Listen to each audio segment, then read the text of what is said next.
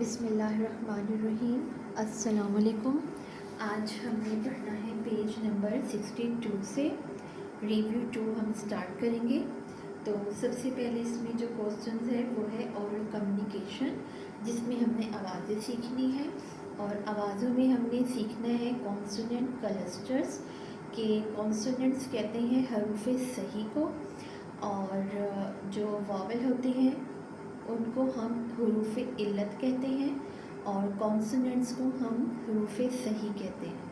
Clusters कहते हैं झुरमट को, यानी कि एक ग्रुप होता है किसी भी चीज़ का, क्लस्टर्स ऑफ स्टार्स या कुछ भी क्लस्टर्स ऑफ वर्ड्स, एक झुरमट, एक ग्रुप। तो इसमें क्लस्टर्स की इनिशियल साउंड्स गिवन की गई हैं और फाइनल साउंड्स हैं। तो जो इनिशियल में है क्लस्टर्स हमारे पास वो हैं STR, SCR एंड SPL। और जो फाइनल कॉन्सोनेंट क्लस्टर्स हैं उनमें PTS, LPS एंड MPS। तो जो इनिशियल्स में हमारे पास साउंड्स हैं उसमें 3 साउंड्स इकट्ठी होकर हाफ साउंड देती हैं, और जो फाइनल में है वो भी इकट्ठी होकर हाफ साउंड्स देती हैं। इनिशियल वाले कॉन्सोनेंट क्लस्टर्स उन्होंने अलग गिवन किए हैं और फाइनल कॉन्सोनेंट क्लस्टर्स अलग गिवन किए गए हैं। तो इनिशियल कॉन्सोनेंट्स में हमारे पास वर्ड्स हैं straight, strong and stretch. Number second है scream, scroll and scrap. And SPL से कौन से वर्ड्स बनते हैं? Split, splendid and splice. जो इनके अलावा भी मज़ीद और बहुत से वर्ड्स हैं जो कि ईजी भी हो सकते हैं मे बी, तो आपको अगर वो अच्छे लगे या आसान लगे तो आप उनको भी लिख सकते हैं। नेक्स्ट हमारे पास है consonant clusters final sound. Final sound में PTS है। PTS के क्या वर्ड है हमारे पास? Interrupts, accepts and adopts. और LPS में helps, scalp and thoughts. NPS में डाम्स, रैम्स एंड थम्स। तो इनके अलावा भी जो वर्ड्स आपको इजी लगे तो आप वो लिखिए ताकि आपको आसानी से याद हो जाए और आप अपने पेपर में अच्छा काम कर सकें। सेकंड है डिफॉर्म्स, मीन्स के जब दो वावल इकट्ठे होते हैं तो एक साउंड बनाते हैं, एक मुरक्कब साउंड बनाते हैं, तो उसको हम कहते हैं डिफॉर्म्स। डिफ्थोंग्स भी पढ़ सकते हैं आप और डिफॉर्म्स भी पढ़ सकते हैं। तो पैराग्राफ आप खुद से रीड कीजिएगा। इनको मैंने जो है अंडरलाइन कर दिया है वावल साउंड्स को। अगर आप इसको मज़ीद भी समझना चाहें तो आप इन्हें समझ सकते हैं। पेज नंबर 24 पर आप मेरी वो वाली वीडियो देखें जिस पे पेज नंबर 24 है, तो वहाँ से आप इसको ज़रा अच्छा समझ जाएंगे। नेक्स्ट है रीडिंग एंड क्रिटिकल थिंकिंग। इसमें क्वेश्चन आंसर्स हैं, रीडिंग कॉम्प्रिहेंशन है। तो फर्स्ट क्वेश्चन हमारे पास है निशान हैदर का कि what is the highest military award of Pakistan? Definitely Nishan Haider. How does the poet start her day? Poet जो थी वो अपना जो दिन का आगाज़ कैसे करती थी? विद प्रे और praise of God. Third question चूँकि लास्ट जो कि लॉन्ग है काफ़ी, इसमें 11 नेम लिखने आपने उन लोगों के जिनको निशान हैदर मिला, जिन्होंने निशान हैदर को अचीव किया। उन 11 लोगों के आपने नाम लिखने हैं, सारे शहदा के। तो वो आप पेज नंबर 37 पर देखें, वहाँ से नाम देखें, विद स्पेलिंग अच्छा सा याद करें। और उस ये एक क्वेश्चन है अलग से पेपर में आता है, ऐसे MCQs भी आ सकता है, तो आप उनको अच्छी तरह विद स्पेलिंग याद कर दें। पेज नंबर 37 पर। नंबर 4 है why did Saad mistreat Faraz? क्यों करता था? Because of his physical disability, क्योंकि वो डिसेबल था अपने फिजिक्स में, तो इसलिए वो उसका मजाक उड़ाया करता था। अब ये आपने क्वेश्चन देखने पेज नंबर 61 पर, वहाँ पे आप देखेंगे क्वेश्चन गिवन किया गया है, ये इसका आंसर भी है वहाँ पर। How should we take care of the differently abled person in our surroundings? जो हमारे सराउंडिंग्स में, हमारे इर्द गिर्द, हमारे आसपास के लोगों में जो लोग डिसेबल होते हैं, हमें उनसे किस तरीके से जो है बिहेव करना चाहिए, उनका ख्याल रखना चाहिए, उनका मजाक नहीं उड़ाना चाहिए। हमें उनको हर किस्म की फैसिलिटीज़ देनी चाहिए ताकि वो अपनी लाइफ को आसान बना सकें और अपनी ज़िंदगी को अच्छे तरीके से गुजार सकें। नेक्स्ट है पेज नंबर 63 पर। पेज नंबर 63 पर है फेवरेट पर्सनैलिटी है। फेवरेट पर्सनैलिटी में आपने जो आपकी पर्सनैलिटी जो है वो बहुत फेवरेट हो और आपको पसंद हो, उसमें वो आपका भाई भी हो सकते हैं, आपकी सिस्टर भी हो सकती हैं, आपके फादर, आपकी मदर, या आपका कोई कज़न, या आपका कोई बेस्ट फ्रेंड है, कायद आज़म मोहम्मद अली जिन्ना, अल्लामा इकबाल, हज़रत मोहम्मद सल्लल्लाहु अलैहि वसल्लम। इन सब में से कोई भी एक पर्सनालिटी जो आपको पसंद हो आप लिख सकती हैं। मज़ीद आपने देखना है तो आप page number 12 and page number 39 पर से आप देख सकते हैं। और मज़ीद अगर आप मज़ीद अच्छा समझना चाहें तो अपनी ग्रामर की बुक निकालें और वहाँ से माय फेवरेट पर्सनालिटी पर आप एक अच्छा सा देख के ऐसे लिखें और उसे अच्छी तरह विद स्पेलिंग आप याद करें, तो इंशाल्लाह आपको वो अच्छे तरीके से याद भी हो जाएगा और उसमें आपके नंबर भी अच्छे आएंगे। नेक्स्ट क्वेश्चन हमारे पास है वर्ड्स मीनिंग के, ग्लोसरी कहते हैं इसे, और वोकैबुलरी बिल्डिंग है। तो फर्स्ट वर्ड है सेक्रीफाइस यानी कि कुर्बानी, to lay down life for religious cause. Hinder कहते हैं, हिंडर के जो मैंने देखा है डिक्शनरीज़ में या डिफरेंट बुक्स में, तो इसके according to words different meanings use हुए हैं। रुकावट भी है, मुश्किल भी है, अपने काम को डिले करना भी है, या वापस छोड़ देना भी है, और माजी में ना जाना, यानी कुछ लोग होते हैं ना जो अपने माजी में चले जाते हैं, तो इसका मतलब होता है माजी में ना जाना। तो बहुत से मीनिंग है अकॉर्डिंग टू सेंटेंस, इसके हर वर्ड्स के डिफरेंट मीनिंग होते हैं। तो obstruct, to keep back and to delay. Praise, praise के टू से नाइस थिंग्स यानी कि तारीफ़ करना, किसी के लिए अच्छे अल्फाज कहना। क्रॉल कहते हैं अपने हैंड्स एंड नीज के थ्रू ज़मीन पर चलना, जैसे कि एक छोटा बच्चा जो होता है वो ज़मीन पर चलना स्टार्ट करता है तो अपने नीज और हाथों को यूज़ करके चलता है, घुटने और हाथ। स्टबर्न कहते हैं, स्टबर्न कहते हैं एक पुख्ता अज़म को। पुख्ता अज़म क्या होता है? Determination not change in your opinion.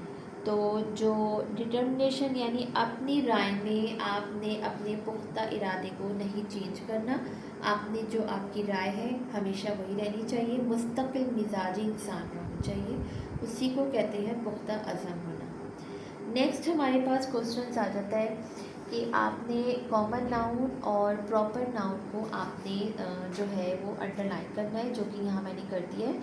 इसको आप खुद से पढ़ें और देखिए, मैं आपको बता देती हूँ कि कॉमन नाउन क्या होते हैं। कॉमन नाउन इसम नकरा, आम लफ्ज़, आम नाम, मीन्स कि हमें ये पता है कि ये लड़का है, ये लड़की है, किताब है, घर है, लेकिन इसका प्रॉपर नाम नहीं मालूम कि लड़की का क्या नाम है, लड़की का क्या नाम है, किताब कौन सी सब्जेक्ट की है, पार्क कौन सा है। तो ये सब चीज़ें कॉमन है और अगर इनका नाम मेंशन हो तो उसको हम प्रॉपर नाम कहते हैं। नेक्स्ट हमारे पास आ जाता है पंक्चुएशन है, इसको भी आपने खुद करना है। यहाँ मैंने इसको पंक्चुएट कर दिया, आप इसको खुद रीड करेंगे और यहाँ से देख के सारा आप यहाँ पर लिख देंगे। अब सेकंड हमारे पास है प्रीपोजिशन दिए गए हैं हमें टाइम के, प्रीपोजिशंस ऑफ टाइम, जो यहाँ मैंने कॉलम में बनाए हैं इन, ऑन, एट, ये तीन, ये सिंपल प्रीपोजिशन से मैंने बनाया है कि कौन सी चीज़ कहाँ मौजूद है। जैसे कि what is in your bag, the bag is in the book is in the bag, the cat is on the table and they reached at the station. ये जस्ट मैंने ऐसे ही बनाए हैं सिंपल, जो according to preposition of time है, time के according जो हमने बनाना है वो यहाँ मैंने लिख दिया। आप यहाँ से देखें, इसको मैं रीड करती हूँ। माई बर्थडे कम्स इन मार्च, यानी कि हमें टाइम बताया गया है कि जो बर्थडे है वो कब आनी है, इन किस में आनी है, अकॉर्डिंग टू टाइम है, यानी मार्च में आनी है। मार्च एक टाइम है, एक वक्त है। अब आगे है on, I want to go to the park, मैं पार्क जाना चाहता हूँ। यानी कहाँ जाना चाहता है, पार्क जाना चाहता है ऑन ट्यूसडे को। तो ऑन ट्यूसडे एक वक्त है, एक जगह का नाम दिया गया है, तो कहाँ जाना चाहता है, नेक्स्ट पार्क जाना चाहता है। So at, I drink milk at bedtime. तो ये हमारा क्या था, एक प्रपोजिशन थे हमारे ऑफ टाइम, यानी कि अकॉर्डिंग टू टाइम। तो ये आपके क्वेश्चन आंसर जो आपकी एक्सरसाइज की है, ये प्रपोजिशन वो है और वो सिंपल प्रपोजिशन से बने हुए हैं ये वाले। आप अगर सिंपल आ जाए कि आपने इनका बनाना है या ऑन का या ऐड का, तो आप वो लिखेंगे, और अगर अकॉर्डिंग टू टाइम आया तो आप ये वाले लिखेंगे। सेंटेंस हमेशा वो बनाएं जो कि ईजी हो, 4 to 5 वर्ड्स, बहुत अगर हो तो 6 वर्ड, इससे ज़्यादा नहीं बनाना। अभी छोटी क्लास है आपकी, तो आपको याद जल्दी हो जाएगा। नेक्स्ट हमारे पास है कि हमने जो हेल्पिंग वर्ब्स हैं सेंटेंस में, उनको हमने क्या करना है, अंडरलाइन करना है। आप टिक कर दें, मैंने यहाँ अंडरलाइन कर दिया है। तो यहाँ कौन कौन से हैं, are, were, am, have, they and do. क्यों है ये सब, क्योंकि चिल्ड्रन आर, बॉयज़ बहुत सारे हैं तो वर, आई के साथ हमेशा एन यूज़ होता है और दे के साथ हैव यूज़ होता है, एंड स्टूडेंट्स चूँकि बहुत सारे हैं तो यहाँ पे डू यूज़ होगा। डज जो है वो सिंगल पर्सन के लिए यूज़ होता है। अच्छा, एक और चीज़ मैं आपको बता दूँ, जो यहाँ पे आईएनजी वाले वर्ड्स हैं और सेकंड फॉर्म है, तो वो हमारे क्या हैं, जो फर्स्ट फॉर्म होती है, जो सेकंड फॉर्म होती है, जो आईएनजी फॉर्म होती है, वो भी वर्ब ही कहलाते हैं, वो वर्ब होती है। तो यहाँ हेल्पिंग वर्ब क्या है, अगर ये सारे वर्ड्स जो मैंने अंडरलाइन किए हैं, अगर ये अकेले यूज़ होते हैं सेंटेंस में, तो ये मेन वर्ब कहलाते हैं। लेकिन अब ये क्या कहला रहे हैं, हेल्पिंग वर्ब कहला रहे हैं, क्योंकि इनके साथ मेन वर्ब मौजूद है। मतलब आर के साथ क्या है, going, sleeping, greeting, completed and make. इस वक्त मेन वर्ब ये है, और जो दूसरे हैं आर, वर, वॉज, ये डू या हैव है, ये सब क्या है, ये हेल्पिंग हो गए हैं। क्योंकि वर्ब किसे कहते हैं, काम को कहते हैं। और काम क्या हो रहा है, पहले सेंटेंस में क्या हो रहा है, गोइंग, जाने का काम हो रहा है। दूसरे में स्लीपिंग, सोने का काम है। थर्ड में ग्रीटिंग, मिलने का काम है। कंप्लीटेड, मुकम्मल हो गया, ये भी एक काम है। मेक, बनाया, बनाता है, ये भी एक काम है। सो नेक्स्ट हमारे पास है, हमने क्या करना है, मस्कुलिन एंड फेमिनिन। आपने इसे दोबारा लिखना है नीचे, और जो चेंजिंग है वो यहाँ मैंने इसको कर दी है। आप देखें इसको कि फर्स्ट में है ग्रैंडफादर, तो ग्रैंडफादर का क्या है, ग्रैंडमदर। एंड नंबर 2 हमारे पास है अंकल का आंट, और नेफ्यू का नीस, एंड रूस्टर जो कहते हैं मुर्गे को कहते हैं, इसका हैन आ जाएगा, एंड फादर का मदर आ जाएगा। नेक्स्ट हमारे पास है लर्निंग टू राइट। ये बेसिकली मुज़क्कर एंड मुअन्नस है, masculine and feminine. Learning to write, writing यानी लिखना सीखना। इसमें आपने क्या लिखना है, इसमें आपने 5 सेंटेंस लिखने हैं जो कि आप खुद लिखेंगे, और आप यूनिट निकालें निशान हैदर वाला, वहाँ से आपने लिखना है। आपने 5 सेंटेंस लिखने हैं उन लोगों के बारे में जिन्होंने निशान हैदर को अचीव किया था, जो हमारे शुहदा थे, उनके बारे में आपने लिखना है कि उन्होंने क्या कोशिश की, उन्हें क्या चीज़ मिली और ये किस चीज़ से बनी हुई है, उनका कारनामा क्या था, उन्होंने अपनी जान कैसे कुर्बान की, और उन्होंने पाकिस्तान का नाम कैसे रोशन किया, अपने कंट्री का नाम उन्होंने कैसे रोशन किया। सिर्फ 5 सेंटेंसेस हैं, इसे आप खुद लिखें, और ये 5 सेंटेंसेस आप अपने निशान हैदर वाला जो आपका यूनिट है उसको आप इंतहाई समझ कर पढ़िएगा। तो फिर आप देखिएगा, आप उसमें इंतहाई समझ कर पढ़िएगा तो इंशाल्लाह आपको वो अच्छा सा समझ आ जाएगा। और उसी में से आपने 5 लाइन निकाल के रखनी है। आप कोशिश करेंगे तो आप 5 से 6, 7, 8 लाइन्स भी निकाल लेंगे। आपने जस्ट ये बताना है कि कितने लोगों को मिला और उन्होंने अपनी जान कैसे कुर्बान की, निशान हैदर किन लोगों को मिलता है, निशान हैदर क्या है, और पाकिस्तान आर्मी के बारे में आप 1-2 लाइनें लिख लीजिएगा। और आप निशान हैदर के बारे में क्या सोचते हैं, और पीछे जो हमारे शहादा गुजरे हैं उनको निशान हैदर जो मिला है उसके बदले में उन्होंने अपनी लाइफ को कैसे जो है अपने कंट्री के लिए कुर्बान किया। ये छोटी छोटी 4-5 चीज़ें हैं जो आपने लिखनी है, ये आपको उसी यूनिट में से मिल जाएंगी। अगर आपको ना मिले तो आप मुझे कमेंट्स में ज़रूर बताएं, मैं आपको ये दोबारा करवा दूँगी क्वेश्चंस। तो ये हमारी आज की वीडियो थी, रिव्यू था हमारा जो कि ख़त्म हो गया, कंप्लीट हो गया। नेक्स्ट में हम नेक्स्ट यूनिट पढ़ेंगे। ये हमने शुरू किया था पेज नंबर 62 से 63 पढ़ा है और 64 पढ़ा है हमने। तो मिलेंगे इंशाल्लाह अपनी नेक्स्ट वीडियो में। खुश रहिए, आबाद रहिए, और अपने घरों में अपने सिबलिंग्स के साथ, अपने पेरेंट्स के साथ। और मेरे चैनल को प्लीज़ सब्सक्राइब कर दें, शेयर कर दें, और प्लीज़ लाइक भी कर दिया करें। So thank you. अल्लाह